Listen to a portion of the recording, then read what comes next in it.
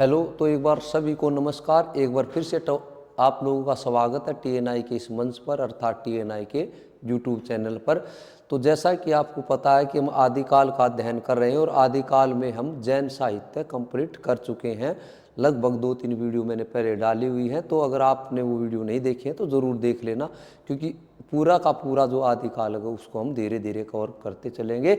तो भी प्यारे बच्चों, अगर आप आदिकाल का जो महत्वपूर्ण टॉपिक है, तो इस वीडियो में आदिकाल का जो महत्वपूर्ण टॉपिक है और टॉपिक का नाम है भाई आपका सिद्ध साहित्य। तो हम सिद्ध साहित्य पर चर्चा करेंगे।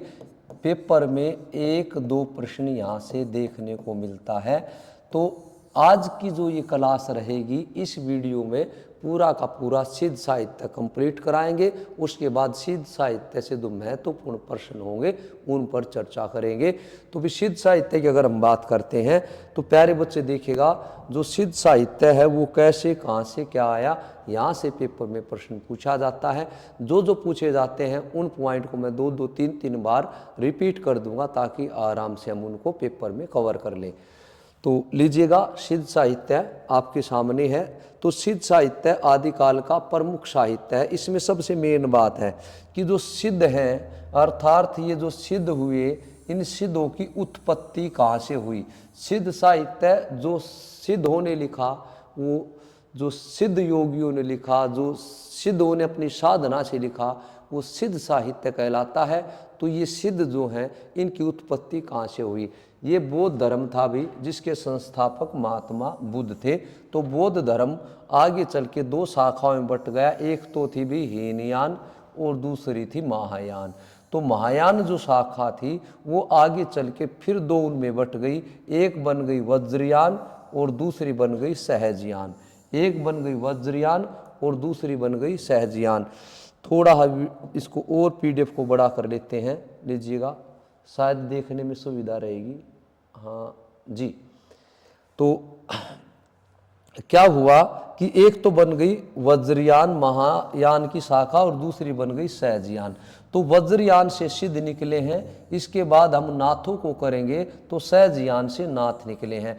अब इसको याद कैसे रखेंगे कि जी सिद्ध वज्रयान से निकले हैं और नाथ सहजयान से निकले हैं। तो इसको याद करने का एक तरीका ये है कि जो ये सिद्ध थे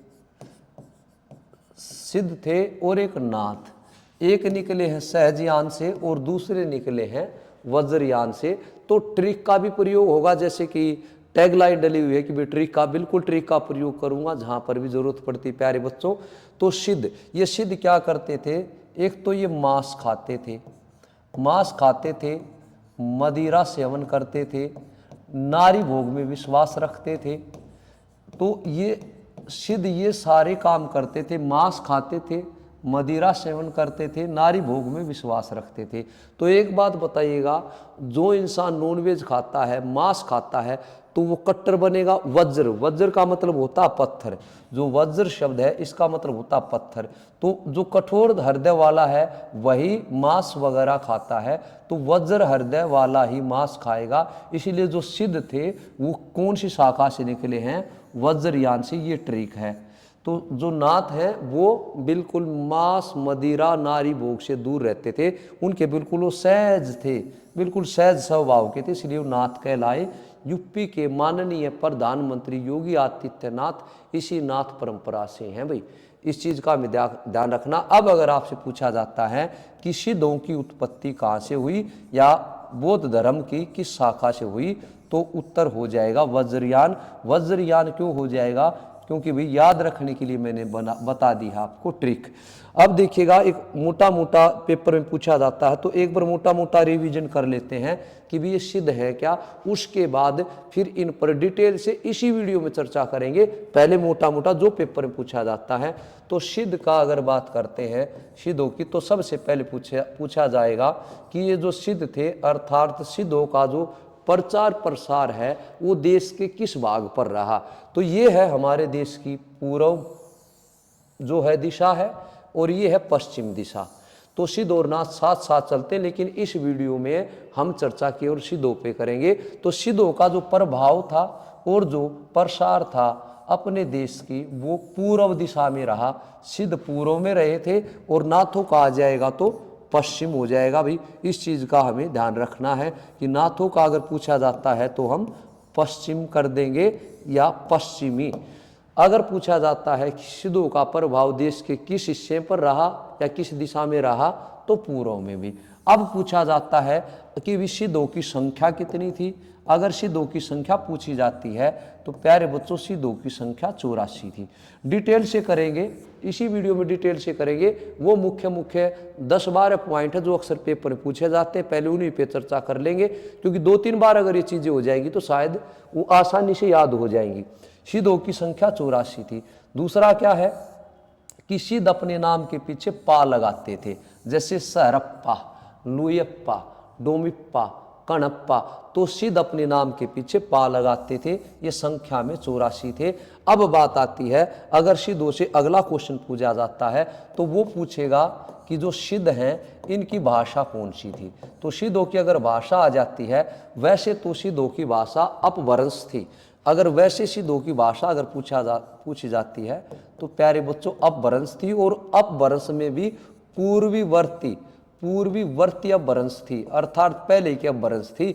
लेकिन अब बात करते हैं कि भी पूर्ववर्ती, क्योंकि ये 8वीं शताब्दी से सिद्धों का समय माना जाता है। उत्तरी जो अपभ्रंश है वो अववट के निकट है, अववट या पुरानी हिंदी के निकट है, इसीलिए सिद्धों की भाषा पूर्ववर्ती अपभ्रंश थी। लेकिन सिद्धों की भाषा को संध्या नाम दिया गया था, संध्या नाम दिया था। मुनिदत्त विजय ने सिद्धों की भाषा को संध्या नाम दिया था। मेन पॉइंट उन पर चर्चा कर लेते हैं, इसी वीडियो में कंटिन्यू रहिएगा, काफ़ी बेनिफिट मिलेगा। स से सिद्ध और स से संध्या, तो संध्या किसकी भाषा थी? सिद्धों की थी। ये संध्या भाषा प्रयोग किया जाता था क्योंकि ये संध्या साधना के लिए प्रयोग होती थी। ये लोग साधना करते थे, तो साधना करने की भाषा क्या कहलाई? संध्या। और ये भाषा किसकी थी? सिद्धों की भाषा थी भाई। तो सिद्धों की भाषा को संध्या नाम किसने दिया? मुनिदत्त विजय ने दिया था। अब पूछा जाता सिद्धों की भाषा, तो भी संध्या थी और जिसमें साधना की जाती थी। अब सबसे पहले देखिएगा सिद्धों की भाषा हो गई। अब पूछ लिया जाता है कि भी एक होती है कड़वक शैली। तो हिंदी में अगर कड़वक शैली का प्रयोग हो जाए कि भी हिंदी में सबसे पहले कड़वक शैली का प्रयोग किसने किया था, तो भी ये भी क्वेश्चन महत्वपूर्ण है, पेपर में पूछा जाता है। पहले आप देखिए ये कड़वक शैली है क्या। जब दो छंदों को एक साथ रखा जाता है, दो छंदों को मिलाकर एक साथ रखा जाता है, छंदों को मिलाकर एक साथ रखा जाता है, तो उसको कड़वक शैली बोलते हैं। कड़वक शैली मतलब एक छंद जैसे दोहा है और दूसरा छंद जो है वो चौपाई है, तो दोहा और चौपाई को जब मिला कर रखा जाता है तो वो शैली कड़वक शैली कहलाती है। तो हिंदी में कड़वक शैली का प्रयोग सिद्धों ने शुरू किया था। उसके बाद इसको जायसी ने, जो मलिक मोहम्मद जायसी हैं, जो सूफी काव्य के मेन कवि माने जाते हैं जायसी, उसके बाद जायसी ने अपनी पद्मावत जो रचना है इनकी पद्मावत में कड़वक शैली का प्रयोग किया, और इसी का फिर अनुसरण रामचरितमानस में गोस्वामी तुलसीदास जी ने किया भाई। तो देखिएगा क्वेश्चन ये बनता है कि कड़वक शैली क्या है। सबसे पहले कड़वक शैली दो छंदों को जब किसी रचना में मिलाकर रचना की जाती है तो वो कड़वक शैली कहलाती है। और कड़वक शैली का सबसे पहले प्रयोग सिद्धों को में देखने को मिला। सिद्धों के बाद भाई जायसी में, जायसी ने अपनी पद्मावत में किया। उसके बाद जायसी का अनुकरण रामचरितमानस में तुलसीदास ने कड़वक शैली में किया है। उसकी रचना भी दोहा चौपाई शैली में है, इसकी भी दोहा चौपाई शैली में है। तो सिद्धों कड़वक शैली का प्रयोग किया। अब आते हैं भी एक क्वेश्चन और है और बहुत ही महत्वपूर्ण है, एक शब्द है रहस्य। अब रहस्य जो है, वैसे अगर बात करते हैं तो हिंदी में जो रहस्यवादी कवि हैं कि भी रहस्य साधना का सबसे पहले प्रयोग सिद्धों में मिलता है। रहस्य का प्रयोग सबसे पहले सिद्धों ने किया था, अर्थात सिद्ध रहस्यवादी थे। लेकिन हिंदी में दो रहस्यवादी कवि माने जाते हैं। वैसे तो बहुत सारे हैं, दो प्रमुख हैं। पहले पर आते हैं कबीर भाई और दूसरे पर आते हैं जो आधुनिक काल में छायावादी की कवयित्री हैं, नाम है महादेवी वर्मा। दो सबसे बड़े रहस्यवादी कवि माने जाते हैं, महादेवी वर्मा और कबीरदास जी। तो कबीरदास का जो रहस्य था, रहस्य शब्द का मतलब होता भी राज, अर्थात कबीरदास को क्या राज मिल गया था, भगवान की प्राप्ति हो गई थी, अर्थात वो भगवान को उन्होंने जान लिया था। ये कबीरदास का रहस्य था। अगर आपसे कबीरदास का रहस्य पूछता पेपर में कि कबीरदास का रहस्य कैसा था, तो कबीरदास का जो रहस्य था वो था भी साधनात्मक। तो कौन सा रहस्य था, साधनात्मक। वो साधनात्मक रहस्य ही अब आ जाता है। कबीरदास ने रहस्य कहाँ से लिया, तो कबीरदास ने रहस्य सिद्धों से लिया था। ये साधनात्मक की साधना करते थे सिद्ध, इसलिए इनकी भाषा संध्या थी। अब महादेवी वर्मा का जो रहस्य था वो भावात्मक था भी, क्योंकि ये प्रेम करती थी, तो इनका जो रहस्य था वो भावात्मक था, अर्थात भावनात्मक जो बोलते हैं होता है भावात्मक। तो महादेव वर्मा और कबीर दो रहस्यवादी कवि माने जाते हैं। वैसे रहस्य की शुरुआत हिंदी में सिद्धों में देखने को मिलती है। अब सिद्धों की एक और मेन बात है, सिद्धों ने सबसे पहले उल्टवासियों का प्रयोग किया था। ये जो उल्टवासियां हैं, तो उल्टवासियों का सबसे पहले प्रयोग सिद्धों ने किया था। और सिद्धों से उल्टवासियां फिर जो नाथपंथियों में बहुत कम मिली। इसके बाद जो कबीरदास जी ने उल्टवासियों का प्रयोग किया है कि कबीरदास की उल्टी वाणी आंगन सूखा और घर में पानी। तो जो उल्टी वाणियों का प्रयोग सबसे पहले उल्टवासियों का प्रयोग सिद्धों ने किया, और सिद्धों से फिर कबीरदास जी के में देखने को मिलता है। तो भी अब मेन बात आती है कि भी सिद्धों की ये मेन पॉइंट थे। अब आते हैं सिद्धों पर, चर्चा कर लेते हैं इस पीडीएफ के माध्यम से। तो देखिए, इससे याद हो जाएगा भी सिद्धों की संख्या कितनी थी, 84। सिद्ध अपने नाम के पीछे क्या लगाते थे, पा। सिद्धों का प्रभाव किस क्षेत्र पे था, पूर्वी। अब पूछा जाता है कि सिद्ध जो हैं उनकी संख्या पूछ ली जाती है। अब दूसरा क्वेश्चन पूछा जाता है कि भी जो सिद्ध हैं वो ज़्यादातर निम्न जाति के थे। भाई एक ये और पॉइंट है कि सिद्ध ज़्यादातर निम्न जाति के थे, उच्च जाति के नहीं थे। तो लीजिएगा भाई, भारतीय धर्म साधना में सिद्धों का प्रादुर्भाव 8वीं शताब्दी के आसपास माना जाता है कि ये 8वीं शताब्दी के आसपास सिद्धों की शुरुआत हुई। भाई अब है सिद्धों की संख्या 84 थी, कर चुके हैं हम। वो 84 जो संख्या थी वो सिद्धों की। सिद्धों पर जो चर्चा की या सिद्धों को प्रकाश में लाने का काम राहुल सांस्कृतियायन जी ने किया था। इसीलिए राहुल सांस्कृतियायन सरप्पा को हिंदी का पहला कवि मानते हैं। अब देखिएगा भाई, लेकिन अगर बात करते हैं कि भाई अब कि सिद्धों का और किसी ने भी वर्णन किया है, तो ज्योतिश्वर ठाकुर की एक रचना है, उसमें सबसे पहले जो वो है कि भाई सिद्धों की संख्या 84 उसी रचना में बताई गई है। तो लीजिएगा भाई, राहुल सांस्कृतियायन ने सिद्धों की संख्या 84 बताई है। इनमें 3 महिलाएं भी थी। इनको आईएमपी कर लियो भी, ज़्यादातर पेपर में पूछी जाती हैं कि सिद्धों में 3 महिलाएं कौन कौन सी थी। जैसे अगर आपसे पूछा जाता आलवर में एक आंडाल महिला थी, तो सिद्धों में 3 महिलाएं कौन कौन सी थी। ये नेट के पेपर में कई बार पूछा जा चुका है जी। एक तो है कनक लापा, पा देखिएगा, पा इसके पीछे भी है, कनक लापा भी, कनक लापा। दूसरा है लक्ष्मी करा, और भी तीसरा है मणिभद्रपा। तो 3 सिद्धों में महिलाएं थी, कनक लापा, लक्ष्मी करा और मणिभद्रपा।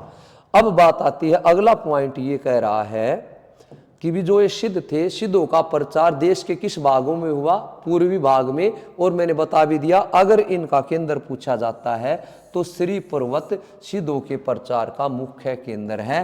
तो भी ये विश्वविद्यालय है, नालंदा विश्वविद्यालय, तक्षशिला विद्यापीठ, ये इनके मुख्य अड्डे माने जाते हैं। बाद में ये भोट देश चले गए। भी अब देखिए, ये एक और क्वेश्चन आता है पेपर में ज़्यादातर, और मैं पहले ही डिस्कस कर चुका हूँ इस वीडियो के शुरू में, हम इस पर बेटे व्याख्या कर चुके हैं कि मुनिदत्त जो है, मुनिदत्त जी ने सिद्धों की भाषा को क्या नाम दिया था, संध्या। तो सिद्धों की भाषा को संध्या कहा गया क्योंकि ये भाषा साधना की थी।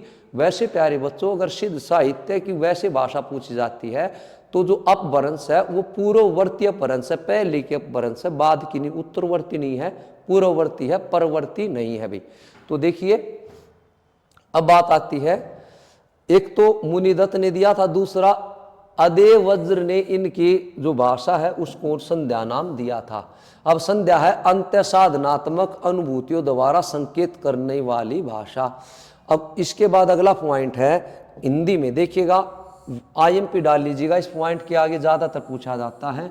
हिंदी में उल्टवासियों का प्रयोग, अर्थात सबसे पहले उल्टवासियाँ हिंदी में किसने लिखी थी, ये भी जो संत कवियों पर पड़ा वो सिद्धों की देन है। आगे इसमें मिलेगा आपको इस पीडीएफ में, देखिएगा।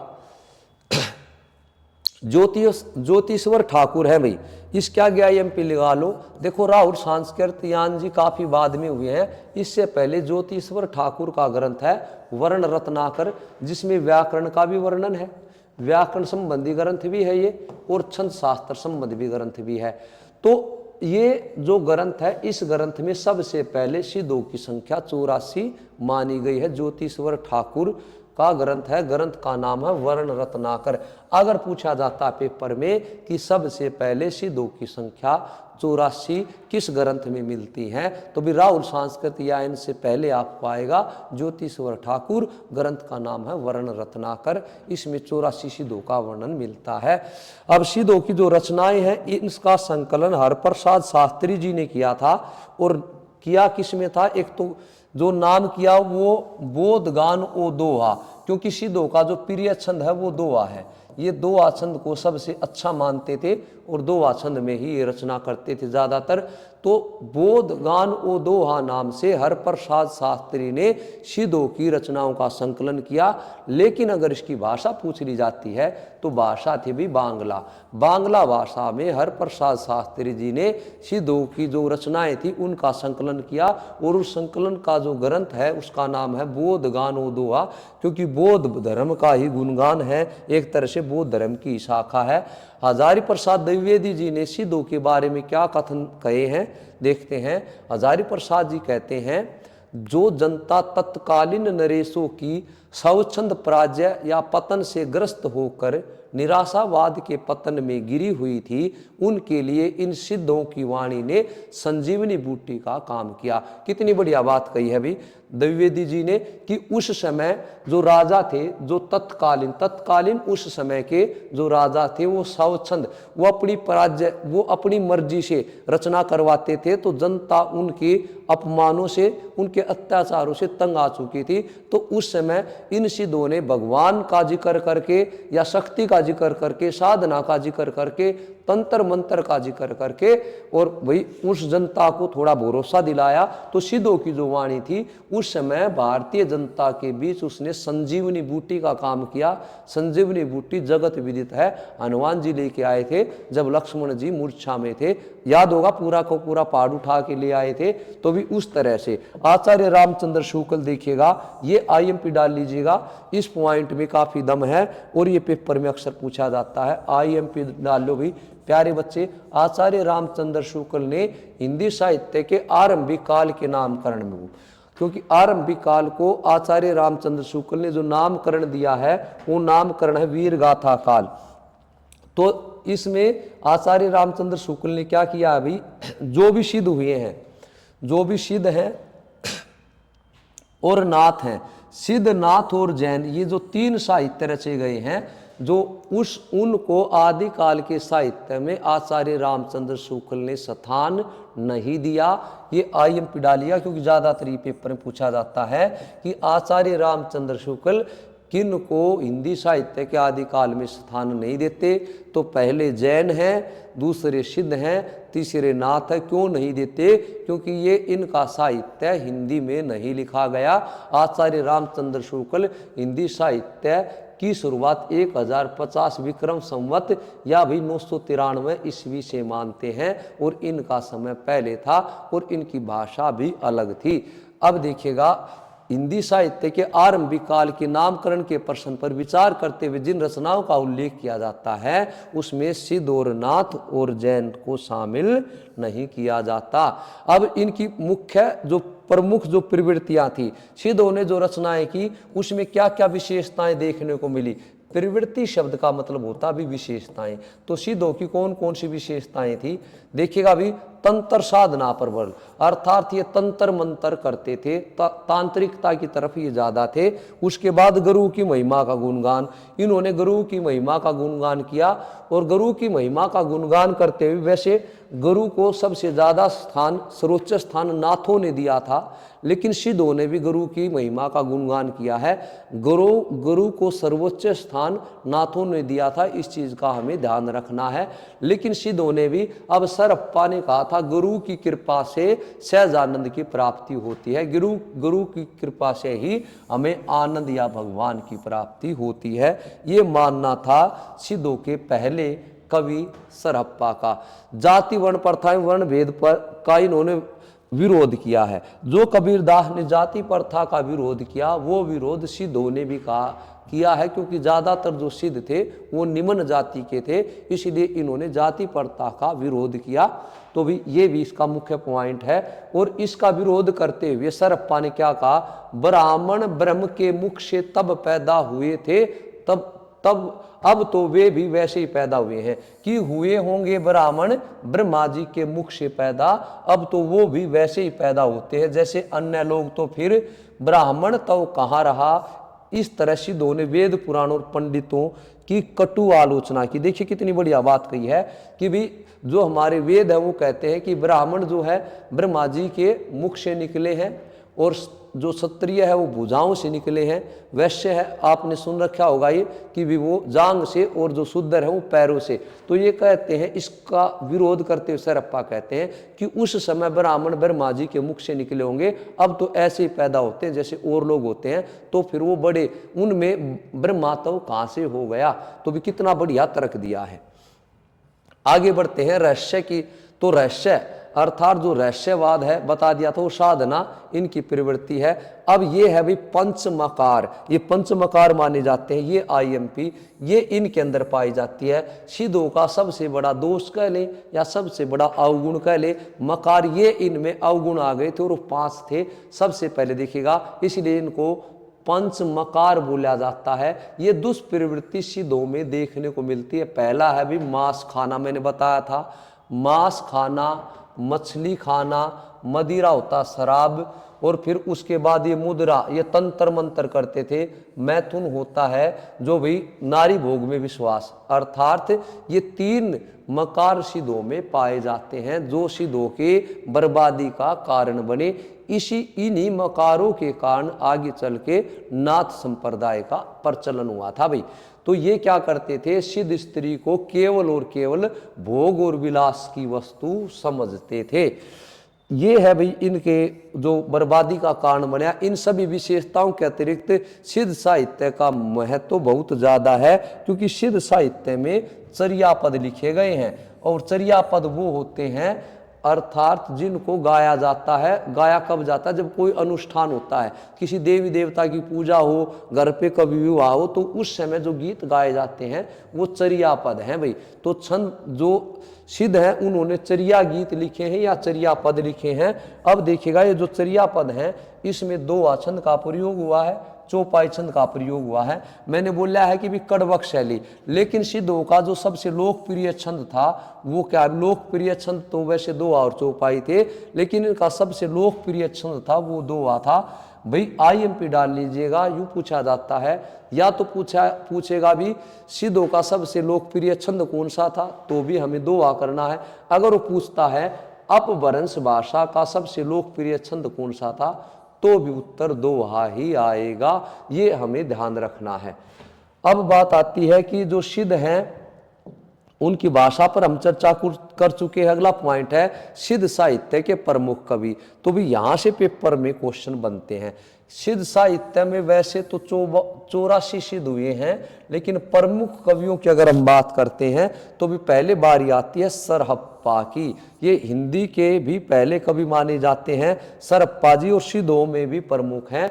सिद्धों को खोजने का तलाशने का काम राहुल सांस्कृतियायन जी ने किया था। इसलिए राहुल सांस्कृतियायन सरप्पा को हिंदी का पहला कवि मानते हैं। और मैंने ट्रिक के साथ भी बताया था कि राहुल एक सिद्ध पुरुष के बेटे का नाम है और वो सिद्ध पुरुष थे महात्मा बुद्ध, उनके पुत्र का नाम था राहुल। इसलिए इन्हीं के आधार पर राहुल सांस्कृतियायन ने आदिकाल का नाम सिद्ध सामंत युग कहा था।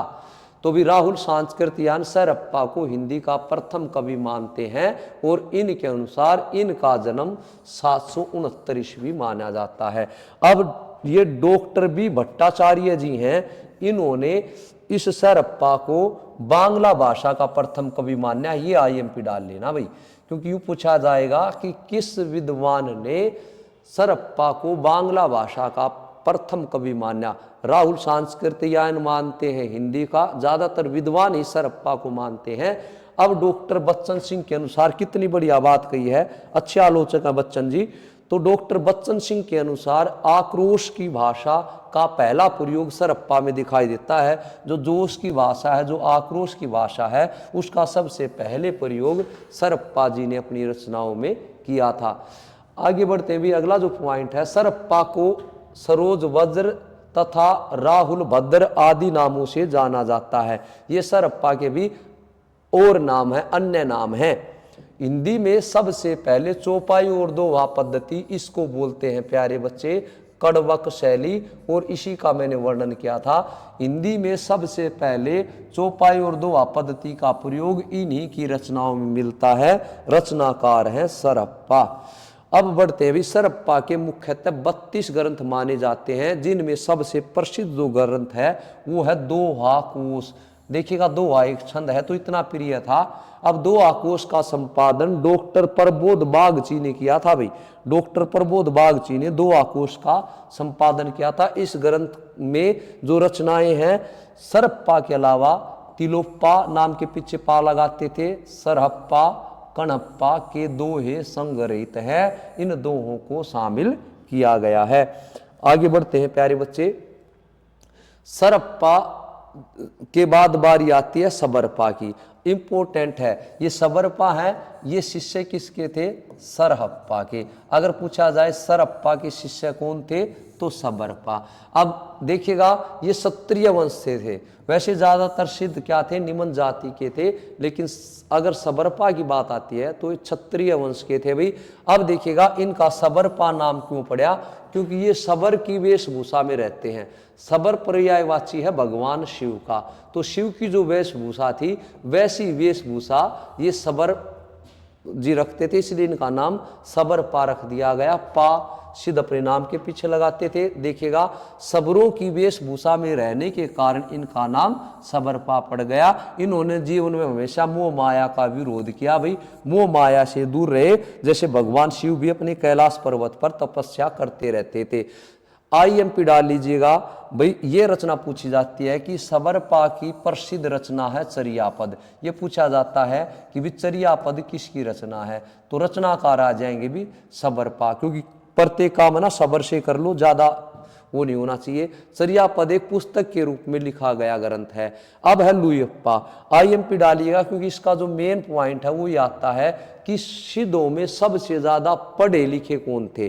तो बेटा देखो, जब हम लिखते हैं पढ़ा और लिखा, पढ़ा और लिखा लिखते हैं तो ऐसे लिखा जाता पढ़ा लिखा। तो इस लिखा से निकाल लो लय और लय से बना लो लुयप्पा। अगर आपसे पूछा जाता है कि सिद्धों में सबसे ज्यादा पढ़े लिखे कौन थे तो लुयप्पा थे। देखिएगा, ये है कि भी पढ़े लिखे आ जाए या सबसे बड़े सिद्धों में। अगर आपसे पूछा जाता है कि सिद्धों में सबसे ज्यादा दार्शनिक कौन थे तो भी लुयप्पा आएगा भी। देखिएगा, लुयप्पा क्या थे? सबसे ज्यादा पढ़े लिखे थे। लुयप्पा सिद्धों में तीसरे नंबर के कवि रहे हैं। सिद्धों में सबसे ज्यादा क्या थे? पढ़े लिखे। तो बेटा लय से लिखे और पढ़े लिखे अपने आप हो जाता है। तो सबसे ज्यादा पढ़े लिखे अगर पूछा जाता है तो लुयप्पा आ जाएगा। ये बन गई आपकी ट्रिक भाई। लुयप्पा सबरपा के शिष्य थे। देखिए, सरहप्पा के शिष्य कौन हो गए? सबरपा। अब सबरपा के शिष्य कौन हो गए? लुयप्पा। ऐसे कर लेंगे आप याद, गलती के चांस है ही नहीं। तो भी सबरपा के ये शिष्य थे। उसके बाद क्या कह रहा है, लुइप्पा साधना में इतने ऊंचे थे कि उड़ीसा के राजा और मंत्री भी इनके शिष्य बन गए। इतनी ज्यादा साधना थी, उड़ीसा के जो राजा और मंत्री थे उन्होंने भी इनको अपना गुरु मान लिया। लुइप्पा की कविता में रहस्य भावना मिलती है। मैंने पहले बताया था सिद्धों में रहस्य भावना देखने को मिलती है। अब है भाई डोमिप्पा। अब डोमिप्पा की अगर हम बात करते हैं तो डोमिप्पा विरूप्पा के शिष्य थे, ये भी सिद्ध थे। तो डोमिप्पा की जो रचनाएं हैं, डोमिप गीतिका, योगचर्या और ये है अक्षर दवी को उपदेश। ये दवी को उपदेश है, दवी उपदेश, तो भाई यहाँ ये स्पेस हो जाएगा कम, तो अक्षर दवी को उपदेश इनके प्रसिद्ध ग्रंथ हैं। अब बात आती है कणप्पा। अब देखिएगा इसके आगे और आईएमपी लगा लो कणप्पा के आगे। इसके बाद एक और है, ज्यादा नहीं पूछे जाते। इस कणप्पा के आगे आईएमपी मैंने क्यों लगवाया है, क्योंकि भी कणप्पा के आगे आईएमपी हमने इसलिए लगवाया है, वो पूछेंगे कि सिद्धों में सबसे बड़े कवि कौन थे। अगर पढ़े लिखे आ जाए, अगर भाई पढ़े लिखे आ जाए तो कौन थे, पढ़े लिखे आए तो कौन थे, लुइप्पा। लेकिन अगर वो पूछता है कि सिद्धों में सबसे बड़े कवि कौन थे, कैसे कवि और कैसे कवि और कैसे कणहप्पा, तो भी अगर आपसे पूछा जाता है कि सिद्धों में सबसे बड़े कवि कौन थे, कैसे कवि और कैसे कणहप्पा, तो बीच बीच में जैसे जरूरत होगी मैं ट्रिक का बगैर बोले, आपको बोलने की जरूरत नहीं, मैं अपने आप प्रयोग करता रहूंगा। तो सबसे बड़े कवि थे कणहप्पा।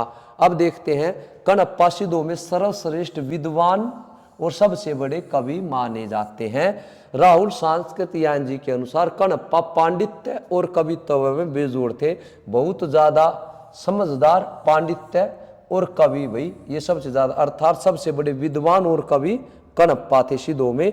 तो कैसे कवि और कैसे कणप्पा। उसके बाद है कुकुरिपा, तो ज्यादा नहीं है, इनका जन्म पूछ लिया जाता है। देखो कुकुरिपा, तो कैसे कपिल वस्तु कैसे कुकुरिपा। कपिल वस्तु में ये पैदा हुए और ब्राह्मण वंश के थे। कपिल वस्तु महात्मा बुद्ध का भी भाई संबंध रहा है यहाँ से, अगर आपको याद हो तो। चरपटिया को, चरपटनाथ जो होता है, जो नाथों में भी गिने जाते हैं, अर्थात चरपटिया को इन्होंने अपना गुरु बनाया। ये था भाई सिद्धों का, सिद्धों की यही थी मेन बात। सिद्धों की संख्या पूछी जाती है, इसके मकार पूछे जाते हैं, इनका प्रचार प्रसार पूछा जाता है। अब सिद्धों के जो मेन अगर आपको होगे कि सर सिद्धों के प्रश्नोत्तर करा दो, तो हम अगली वीडियो में फिर हाजिर होंगे। प्यारे बच्चों, अगर आपको हमारी क्लासेज अच्छी लगती हैं, पढ़ाने का तरीका अच्छा लगता है, तो इस वीडियो को लाइक करना, शेयर करना और इस चैनल को सब्सक्राइब करना ना भूलें अगर आपने नहीं किया है तो। और अपने मित्रों को भी बोल के इस चैनल को सब्सक्राइब कराइएगा, क्योंकि जिसको जितना फ़ायदा हो सकता है मैं चाहता हूँ उसका फ़ायदा कीजिए।